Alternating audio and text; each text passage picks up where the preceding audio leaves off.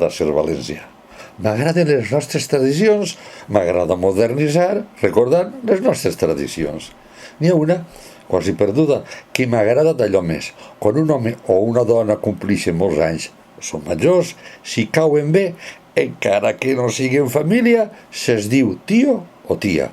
El tio Pes en Bamuro o el tio Canyà no eren tio de tots, és que caien bé. I jo, anomenant-me amb el valencià nom de Vicent, m'he afegit tio perquè vull, narrant contes, caure-vos bé, pel bé que s'ho passeu.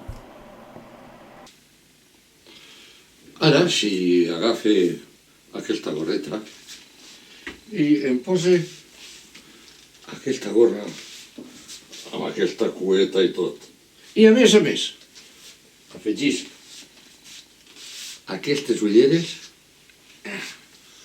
m'he convertit en un cantant de moda. Per això anem a cantar junts i ballar una cançó. Vosaltres és molt fàcil, sols teniu que fer el que jo faig, repetir el que jo faig. Mireu, el primer, dit polze cap a dalt, gros cap a dalt, dit corruny cap a dalt, els dos dits aixina. Ara els colzes cap a dalt, el dit polze, el gros, així dalt. Que m'aixina un poquet els colzes i cantem, i jo cante i balle i vosaltres repetiu, diu, sense jutges, tu jutjat, fetge, d'un penjat, i el penjat era un bon metge, que per heretge havien penjat, dubi,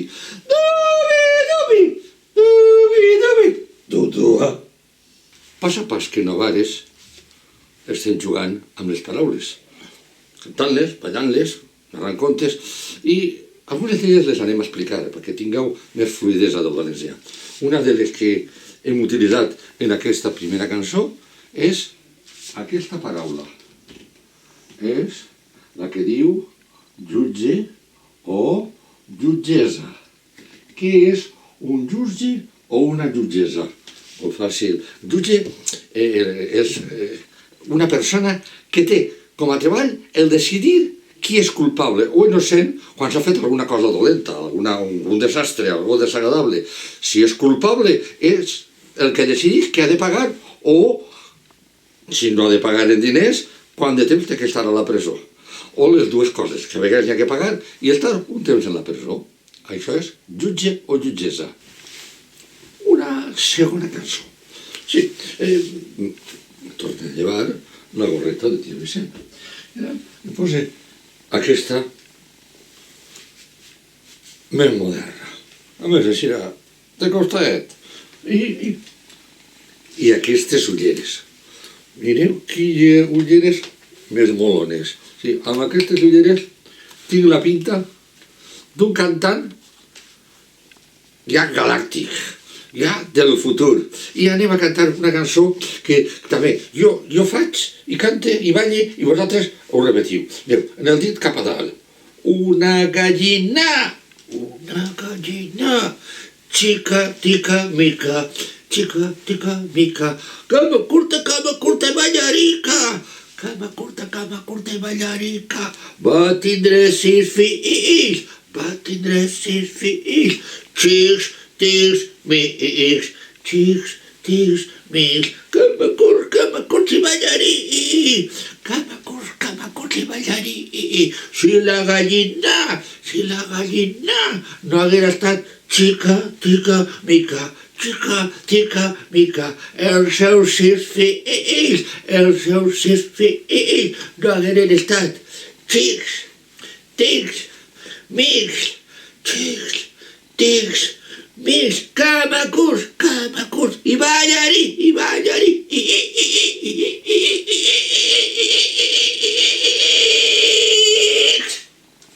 La paraula que anem a treballar d'aquesta cançó és ballarica. Què significa ballarica? Pot tindre dos significats. L'u, que és una manera de broma de dir que és una gallina que balla molt, que és ballarica, que és una balladora, però precisament el que vol dir en realitat és un nom propi. Sí, és una raça de gallina. les gallines, com les persones i com molts animals, tots els animals tenen moltes races, molts estils, i n'hi ha una raça de gallina que és la gallina ballarica, que significa que ha nascut o ve del Penedès. Les gallines del Penedès és una raça especial que són les gallines ballariques, la ballarica, que s'escriu aixina. Ballarica. Gallines del Penedès, que ballen molt bé. Una tercera cançó. Sí, aquesta l'anem a fer distinta, ser ja l'última. Són 3, l'última. Si s'ho ha donat, i si no, el tio s'ho diu, hem cantat, i estem cantant, unes cançons i ballant-les a partir d'uns embarbussaments, després parlarem d'aquesta paraula, d'uns embarbussaments tradicionals valencians. Si és que en valencià se pot fer tot, fins i tot un rap, un rock, i ara una rumba catalana. Per fer la rumba catalana, el rei de la rumba catalana, la gent més major se recordarà, jo ho veia, era Peret de Barcelona, era el rei de la rumba, i recorde que sempre anava ell tocant la guitarra, i darrere tenia 2 homes que eren els seus palmers, que tocaven la palma per portar el ritme. Els palmers, doncs més o menys, duien un sombreret com aquest, i portaven unes ulleres negres com aquestes. Així eren els palmers que estaven allí darrere d'ell, i ara la cançó no és que jo canti i balli i vosaltres repetiu, no, com és un embarbussament més curtet, doncs cantarem des del principi junts i quan tinga ritme ballarem. Mireu, l'embarbussament diu, atengueu, en quin tinter te la tinc Anton? Que és fàcil, és un embarbussament amb T. En quin tinter te la tinc Anton? En quin tinter te la tinc Anton? En quin tinter... Va, repetiu. En quin tinter té la tinta Anton? Va. En quin tinter té la tinta Anton? I la tercera i definitiva. En quin tinter té la tinta Anton? I ara, de molt lent a molt ràpid, anirem palmejant i cantant, i quan estigui allà ràpid en ritme, a ballar. A veure, vinga, a la 1, a les 2 i a les 3, vinga tots. En quin tinter te la tinc Anton? En quin tinter te la tinc Anton? En quin tinter te la tinc Anton? En quin tinter te la tinc Anton? En quin tinter te la tinc Anton? Ballar! En quin tinter te la tinc Anton? En quin tinter te la tinc Anton? Sí, pon tocaró. En aquesta tercera cançó també hi ha una paraula que paga la pena comentar-la.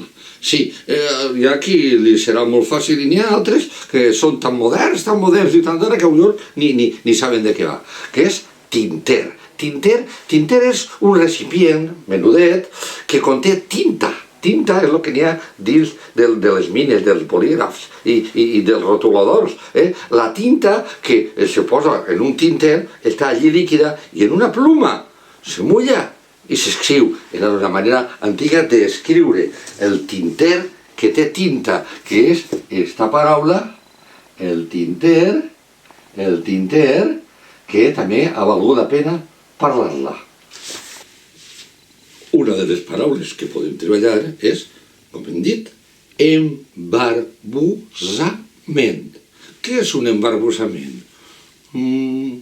És un joc de paraules que n'hi ha dificultat en pronunciar i quan les dius perquè se pareixen a un to se t'embarbussen les paraules en la boca. És un embarbussament, és una manera com que t'emboliques la boca parlant-ho. Un embarbussament. Un embarbussament. La manera de parlar fent-se un embolic perquè les paraules s'assemblen.